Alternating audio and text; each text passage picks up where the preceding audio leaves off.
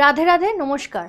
আমি পৌলমীনাথ শাস্ত্রী। আজকে চলে এসেছি মীন রাশি এবং লগ্নের জাতক এবং জাতিকার ওপর মঙ্গলের উচ্চ প্রভাব কী ফল দিতে চলেছে সেই নিয়ে আজকে জ্যোতিষ আলোচনা। 15ই জানুয়ারি থেকে 23শে ফেব্রুয়ারি 2026 পর্যন্ত মঙ্গল মকর রাশিতে উচ্চ অবস্থায় অবস্থান করবে এবং এই উচ্চ অবস্থায় অবস্থান মীন রাশি লগ্নের জাতক এবং জাতিকাকে কী প্রভাব দেবে তাই আজকে আমরা দেখে নেব। ভিডিওটি শুরু করব, কিন্তু ভিডিওটি শুরু করার আগে আপনাদের সবার কাছে আমার একটি ছোট্ট রিকোয়েস্ট, চ্যানেলটিকে সাবস্ক্রাইব করে নেবেন, পাশে থাকা বেল আইকনটিকে প্রেস করে দেবেন, বন্ধু বান্ধব আত্মীয় স্বজন পরিবার পরিজনের মধ্যে ভিডিওটিকে শেয়ার করবেন এবং ভালো লেগে থাকলে অন্তিমে অবশ্যই একটি ছোট্ট লাইক করে আমার পাশে রাখতে ভুলবেন না। তাহলে শুরু করে দেবো মঙ্গলের দৃষ্টি কী প্রভাব দিতে চলেছে মীন রাশি লগ্নের জাতক এবং জাতিকাদের। 1.5 বছর পর 1.5 মাসের জন্য মঙ্গল 10th হাউসে অর্থাৎ মকর রাশির ঘরে উচ্চ অবস্থায় অবস্থান করবে, কারণ মঙ্গল সবসময় মকর রাশির ঘরে উচ্চ থাকে। এই উচ্চ থাকার ফলে মঙ্গলের চতুর্থ দৃষ্টি পড়ছে মীন রাশির দ্বিতীয়ভাবে অর্থাৎ মেষ রাশির ওপর। মেষ রাশি স্বয়ং মঙ্গলের রাশি। স্বয়ং মঙ্গলের রাশিকেই মঙ্গল যখন নিজে দৃষ্টি দিচ্ছেন, তখন মীন রাশির ধনভাগ্য দারুণ সুফল দিতে চলেছে। এই সময় ধন সঞ্চিত হবে, এই সময় সেভিংস বাড়বে, এই সময় প্রচুর ধন লাভের যোগ পরিলক্ষিত হয়। এবং এই দ্বিতীয় ভাবে অর্থাৎ মেষ রাশির ঘরে মঙ্গল যখন দৃষ্টি দিচ্ছে, এই দ্বিতীয় ভাবকে কুটুম্বের স্থানও বলা হয়। এই সময় বাড়িতে মাঙ্গলিক ক্রিয়াকর্ম বৃদ্ধি পাবে এবং কুটুম্বের সাথে রিলেশনও আপনাদের সঠিক থাকবে।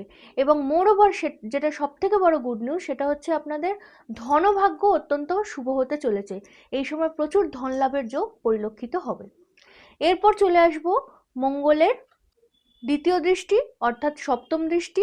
যে সপ্তম দৃষ্টি পড়েছে কর্কট রাশি চন্দ্রমার ঘরে অর্থাৎ মীন রাশির পঞ্চম ভাবে।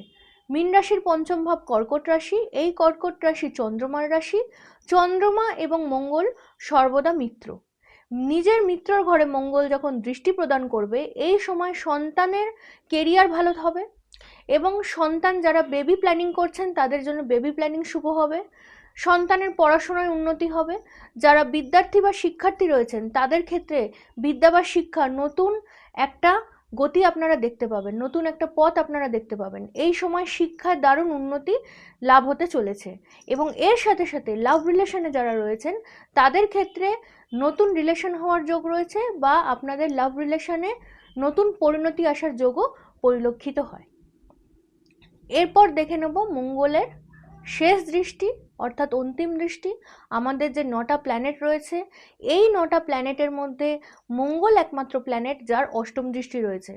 একটা জিনিস মাথায় রাখবেন, মকর রাশি 10th হাউস অর্থাৎ কালপুরুষের 10th হাউস। এই 10th হাউসে মঙ্গল যখন স্বয়ং বিরাজমান করছেন, মঙ্গল সেনাপতি, মঙ্গল লিডার এবং মঙ্গলের মধ্যে প্রচুর পরাক্রম ভাব রয়েছে। 10th হাউস আমাদের কেরিয়ারের ভাব। এই 10th হাউসে মঙ্গল যখন অবতরণ করছেন, মঙ্গল যখন স্বয়ং উচ্চ হয়েছেন, তখন কেরিয়ারের ভাবকে অবশ্যই বিকশিত করবেন। এই সময় কেরিয়ার অত্যন্ত শুভ হবে। এই সময় আপনাদের মধ্যে লিডারশিপ কোয়ালিটি বৃদ্ধি পাবে। এই সময় আপনাদের মধ্যে পরাক্রম ভাবও বৃদ্ধি পাবে। এই সময় কেরিয়ারের স্থান, কেরিয়ারের যে কোনো ডিসিশন, জব বা জব পরিবর্তন বা নতুন জবের যোগ পরিলক্ষিত হয়। এরপর যেটা আলোচনা করব সেটা হচ্ছে মঙ্গলের শেষ দৃষ্টি অর্থাৎ অষ্টম দৃষ্টি। এই অষ্টম দৃষ্টি পড়েছে মীন রাশির ষষ্ঠভাবে অর্থাৎ সিংহ রাশির ঘরে। সূর্য, সিংহ রাশির রাশিয়াধিপতি লর্ড হচ্ছে সূর্য। এই সূর্যের সাথে মঙ্গল মিত্র। সূর্যের সাথে মঙ্গল সর্বদা মিত্রভাব পরিলক্ষিত হয়। এইখানে যখন মঙ্গলের দৃষ্টি প্রদান হচ্ছে, তখন এই ক্ষেত্রে আপনাদের ষষ্ঠ ভাব থেকে আমরা জব দেখে থাকি, অর্থাৎ জব তো এমনিতেও আপনাদের ভালো হবে কারণ কেরিয়ার ভাবে মঙ্গল রয়েছে। এই ক্ষেত্রে জবের নতুন অগ্রগতি পরিলক্ষিত হয়। কোর্ট কেস যদি চলছে তাহলে কোর্ট কেসের ক্ষেত্রে আপনারা মুক্তি পেতে চলেছেন। রোগ ঋণ শত্রুর ঘর যেহেতু, তাহলে শত্রু এই সময় পরাজিত হবে। এবং যদি কোনো দীর্ঘমেয়াদী রোগ আপনাদের থেকে থাকে বা কোনো রোগে আপনারা ভুগছেন, সেই ক্ষেত্রে এই রোগ থেকেও আপনারা মুক্তি পেতে চলেছেন, কারণ সূর্যের মধ্যেও প্রচুর ঊর্জা রয়েছে এবং মঙ্গলের মধ্যেও প্রচুর এনার্জি রয়েছে। মঙ্গলের এই অষ্টম দৃষ্টি শুভ দৃষ্টি। এই অষ্টম দৃষ্টি যখন সূর্যের ওপর পড়বে, আপনার নিজের মধ্যেকার এনার্জি নিয়ে আপনি আপনার রোগ প্রতিরোধ করতে এবং রোগ থেকে মুক্তি পেতে সক্ষম হবেন। এই ছিল মঙ্গলের 3টে দৃষ্টি, যে দৃষ্টিতে মীন রাশি লগ্নের জাতক এবং জাতিকার উপর কী ধরনের প্রভাব আসবে আশা করি আমি বোঝাতে সক্ষম হয়েছি। যে সকল মীন রাশি লগ্নের জাতক এবং জাতিকা কর্মের ক্ষেত্রে, ব্যবসার ক্ষেত্রে, রিলেশনশিপের ক্ষেত্রে এবং পারিবারিক ক্ষেত্রে অবস্টাকেল ফেস করছেন, কারণ মীন রাশির কিন্তু বর্তমানে শনির 7.5ও চলছে, শনির 7.5 দ্বিতীয় চরণ চলছে, এটা কিন্তু ভুলে গেলে চলবে না। শনির 7.5 দ্বিতীয় চরণে প্রচুর অবস্টাকেল মানুষের জীবনে আসে, প্রচুর কর্মে বিলম্ব আসে।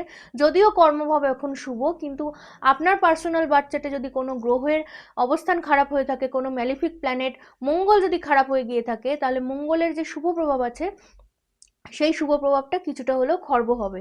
এবং শনি যেহেতু ম্যালিফিক প্ল্যানেট, শনিও যদি খারাপ অবস্থায় অবস্থান করে বা শনি রেট্রোগেট থাকে, সেক্ষেত্রে কিন্তু শনির 7.5 আপনাদের জীবনে অবস্টাকেল অবশ্যই আসবে। এই অবস্টাকেলগুলো যারা ফেস করছেন তাদের আমি রেকমেন্ড করব অবশ্যই আপনারা দশমহাবিদ্যা মহানবগ্রহ কবচ ধারণ করতে ভুলবেন না। দশমহাবিদ্যা মহানবগ্রহ কবচ এমন একটা কবচ, যে কবচ ধারণ করলে আপনারা আপনাদের হেলথ ওয়েলথ রিলেশনশিপকে ব্যালেন্স করতে পারবেন।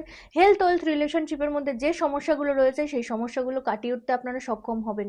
কারণ দশমহাবিদ্যার মধ্যে 10টা মহাবিদ্যা অর্থাৎ মায়ের 10টা রূপ এবং তার সাথে সাথে 9টা গ্রহেরও কাজ করা হয়ে থাকে। দশমহাবিদ্যার সাথে নবগ্রহ ইন্টার কানেক্টেড রয়েছে। এটা কিভাবে কানেক্ট করছে একে অন্যকে তার ডিটেল ভিডিও আমার চ্যানেলে আপলোডেড আছে। ডিটেল ভিডিও লিঙ্ক আমি ডেসক্রিপশন বক্সে দিয়ে দেবো, সেখান থেকে আপনারা চেক আউট করে নিতে পারেন।